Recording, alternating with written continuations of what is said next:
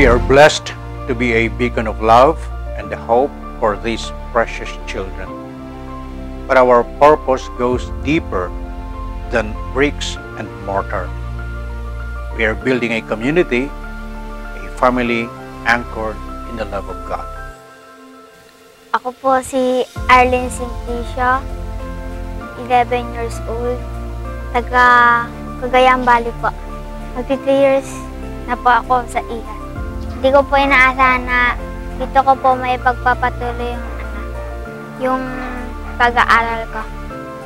Tapos di ko po inaasahan din na mapupunta po ako sa Hong Kong. Para po malaman namin kung ano po yung kabuhayan nila doon. Bilang ayta po, tinanggap po ako ng St. Martin kasi po gusto rin po kasi nila makatulong sa ibang tao. The scripture reminds us, let us love not in word or speech, but in truth and action. 1 John 3:18. This is the core of everything we do. We nurture these children with compassion, showing them the love of Christ through every interaction. We instill in them the values of service and giving back. For as we've all learned, the greatest joy comes from acts of kindness. Hi, I'm Yoli Santos. I'm from Tibagan, Lusos, Bulacan. I've been in the mission for about 10-12 years.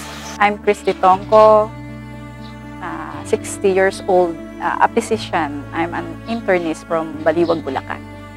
Ako yung pinapadala ng ospital kapag mayroong sick call. At doon ko unang nakilala si Father Boyet. 1989 pa yon, nung medical intern pa ako. Pero nitong pandemic, palagi na ako andito sa St. Martin.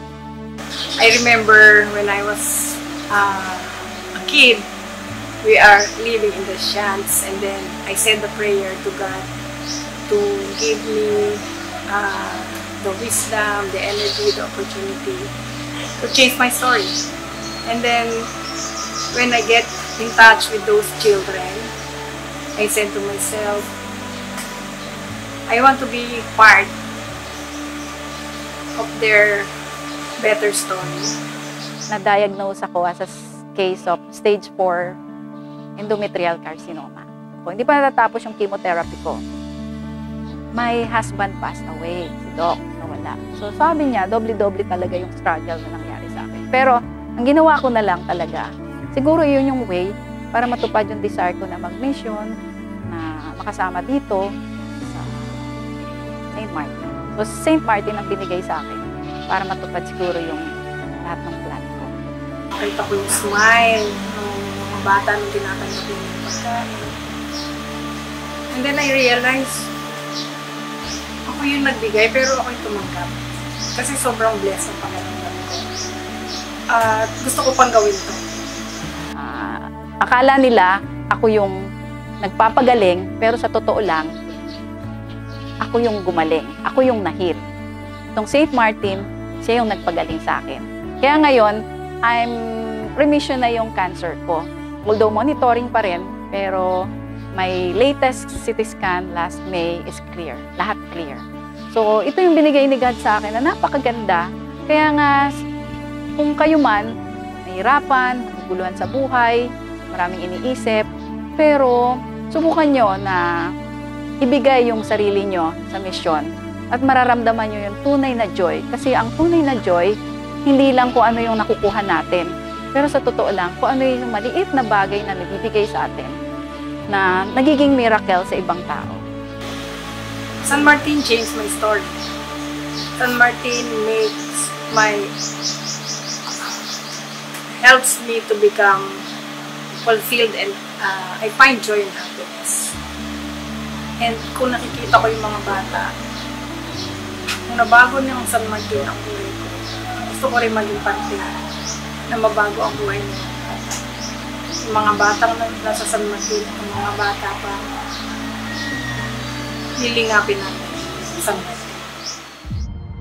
Imagine a community where fear of God translates into respect for self and others.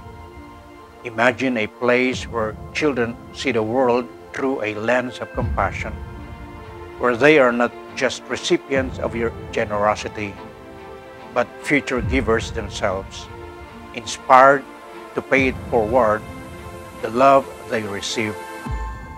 This is the legacy we strive to leave.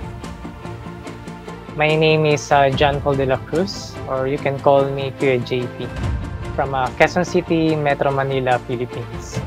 I am now 31 years old, living with my wife and my son, and currently works at Soil Optics, an agricultural tech company based in Ontario, Canada.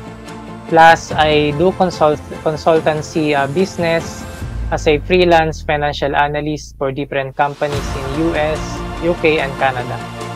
Ako po si Arlene N. de la Cruz, 22 years old, taga Bunga Menor, Bustas, Bulacan po. 8 years na po akong nandito sa St. Martin. Scholar po. I used to be one of the kids in Bahay at Yaman ni San Martin de Porres.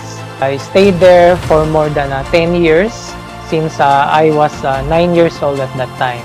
Dahil hindi naman po ganun kataas yung sweldo ng mga magulang ko po, kailangan po ng dagdag na suporta mula sa ibang tao po. Kaya si Father po, nagbibigay po siya ng mga scholarships sa mga katulad namin. Hirap din po sa buhay. Kaya po, dito po kami nabigyan po. San Martin helped forge me to what I am today. Through the day-to-day activities we did while I was there, we start our day with prayers or holy masses, doing household chores before we leave. If not for San Martin, I think I will be in a darker place now. Still homeless, uneducated, drug addict, or tambay in a squatter area.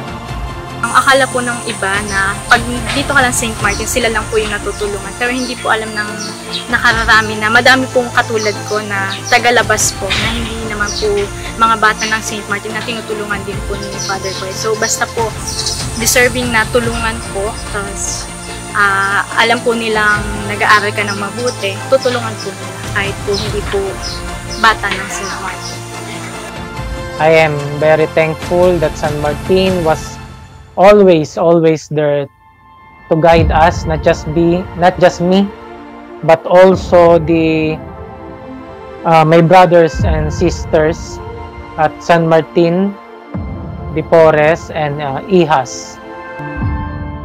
Your involvement, your journeying with us, your presence in the mission, they are all acts of immense love expressed through concrete gestures. It allows these children to flourish in a safe, loving environment where they can discover their God-given talents, empowering them with the education they need to reach their full potential.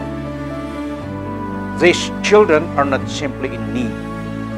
They are brimming with potential, waiting to be unleashed and contribute to this very community that has embraced them. Ako po si Cherry B. Gonzalez, 42 years old. At ako po ang social worker dito sa St. Martin de Porres. Lahat ng mga concern patungkol sa mga bata, lahat po yung physical, health, mental, social, spiritual, lahat po ng aspeto ng concern sa bata, ako po ang nangunguna nito. Ang pangarap ko lang talaga sa mga batang ito ay pag lumabas man sila dito, ay maputol na yung cycle ng kahirapan na dinanas nila. Ako po si Brother Vincent. I was the school program coordinator for 8 years. Ngayon po, retired na ako, but still I'm working here bilang volunteer. Lagi po namin sinasabi sa mga bata that the heart of education is the education of the heart, no? But we are after the formation of their character, no? Because we always believe that if they have the character, everything will be in place. Laging sinasabi ni St. Martin na It doesn't matter the color of your skin, but what matter is the color of your heart. No?